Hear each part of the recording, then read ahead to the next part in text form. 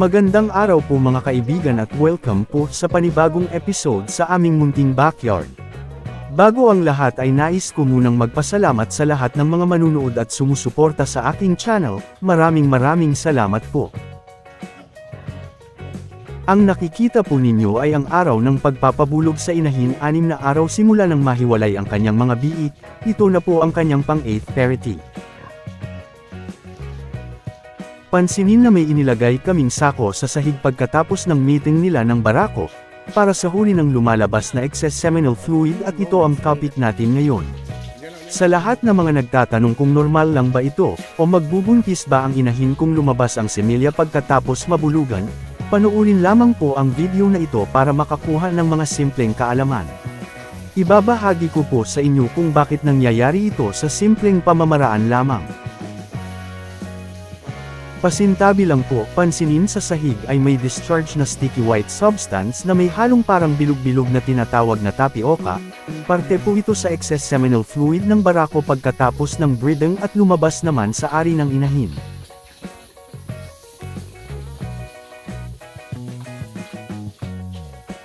Dito na po ang madalas na may nababasa akong mga tanong sa comment section, na nangangamba kung normal lang ba ito at kung magbubuntis ba ang inahin.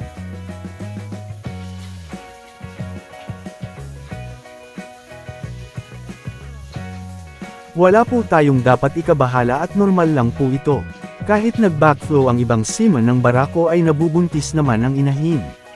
Hindi naman po lahat ng semilya ng barako ay makakapasok sa matris upang ma-fertilize ang egg cells ng inahin, kailangan lang ng ilang porsyento ng semilya ay sapat na upang mag-conceptualize ang pagbubuntis, pagkatapos ng breeding ay kusang lalabas ito ilang minuto, oras o di kaya ay ilang araw pa ay patuloy na may discharge. Walang dahilan kung mananatili ito sa loob ng inahin, baka babaho lang ito at pagmumulan pa ng impeksyon, kaya lahat ng sobra ay ilalabas ng alaga. Uulitin ko lang po na normal lang ito at walang dapat ikabahala.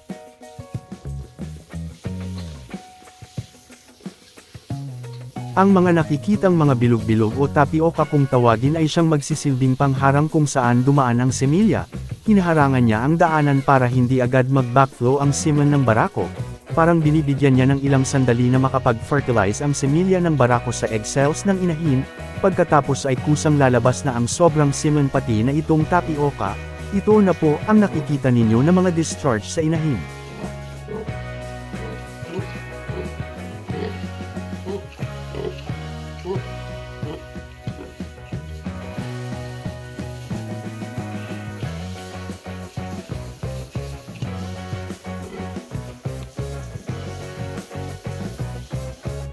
Meanwhile, sa unang parte ng video ay nagsahod kami ng sobrang semilya sa sako. Hindi naman po ito required na gagawin. May ibabahagi lang po akong isang pamamaraan upang mapabilis ang paglalandi ng mga inahin dahil mas nagaganahan kasi sila kapag naaamoy ang baho lalo na ang semen ng barako at ginagawa po ito kung sakaling walang alaga na barako. Inilipat na namin ang isang inahin sa dati niyang kulungan at inilagay na rin ang sako na may semen upang amoy-amuyin. Ito po ang pinakasimpleng pamamaraan para ma-stimulate sila na maglandi. Ang inyong natunghayan ay base lamang sa aming pamamaraan at experiences bilang backyard raiser. Maaaring hindi angkop ang aming pamamaraan sa ibang mga nag-aalaga. Dito na po magtatapos ang aking video. Sana ay inyong nagustuhan at may nakuhang mga simpleng kaalaman sa aking munting ibinahagi. Hanggang sa muli, daghang salamat sa inyong oras sa panonood at happy farming po mga kaibigan.